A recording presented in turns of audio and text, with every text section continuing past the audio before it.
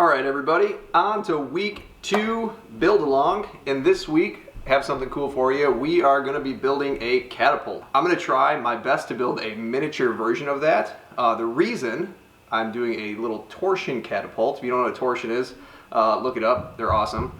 I'm going to do a torsion catapult because I don't have any bungee cords, I don't have any rubber bands, so I really didn't have any other way to do it. I do, however, have a whole roll of mason line, which is what I'm going to be using. One thing before we get started, always be careful. We're going to be using sharp objects. We're going to be using hot glue guns. Okay? Please be careful, be safe. If you don't know how to properly use a tool or a knife or anything, please don't use it. Be safe. We want to make sure you have all of your fingers and everything ready for next week's build. Let's get going. That is my plan, kind of. So, gonna have some sort of box right there. This is going to be the hole that my rope bundle goes through, which creates the torsion, which creates the stored energy that throws the thing. All right, so we have our side, we have our front, we'll call it, and we have our other side. I think it's time to start gluing. Actually, one more thing. I don't need these to be full rectangles. I'm going to cut them down, if for no other reason, to make it look a little more catapulty.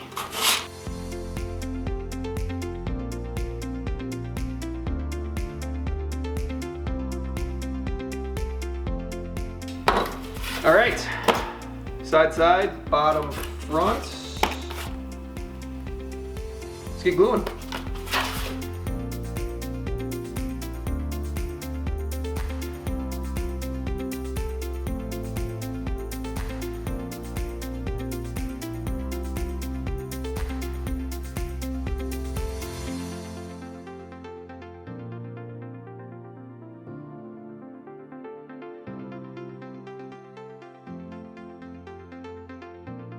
So I have a sort of a shell here, and I need to find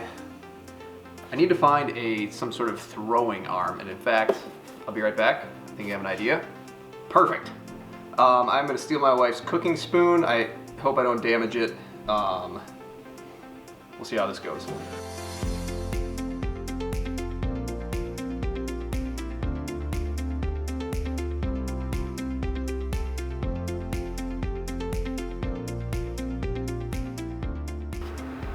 There we go. I think that's going to work perfect. So next steps is let's mock up the rope bundle and see how it's going to work out.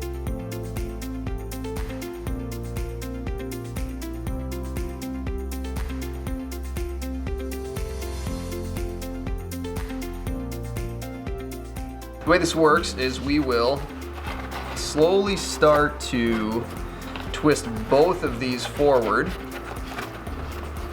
Yeah, just like that. And what's going to happen, it's going to start making the strings tighter and tighter and tighter and tighter to the point where once we pull this back, it's going to naturally want to go forward. So at this point with a cardboard catapult, it's just going to be finding that sort of just the right point where it's tight enough that it flings something forward, but it's not so tight that the whole thing collapses in on itself. So let's see how far we can take it. Let's keep, we're getting there. Oh, baby.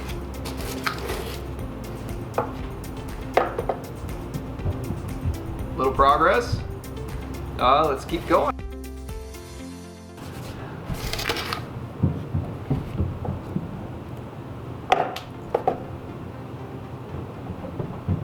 Is that a success? I don't know.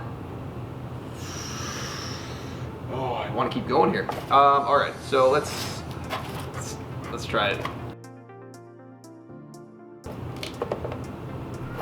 Oh, baby, we're getting some power here.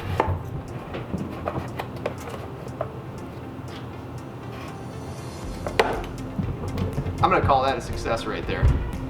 I could definitely Looking at this right now, how to make it more powerful, throw further. I could definitely put some stuff in there to keep it from collapsing in on itself, some kind of spacer. Maybe put, I don't know how I would do that at home, but if I had some kind of metal to put on here. These markers are struggling right now. They are bending big time, so maybe something else besides Sharpies. But man, I think that is, I'm gonna call that a success. I didn't put a trigger pin on it. I'm okay with that. I kind of like how that turned out. Yeah, not having any rubber bands or bungee cords. There's always a way to do it. Yeah. So I'm excited to see what you guys come up with. Send them my way. Until next week.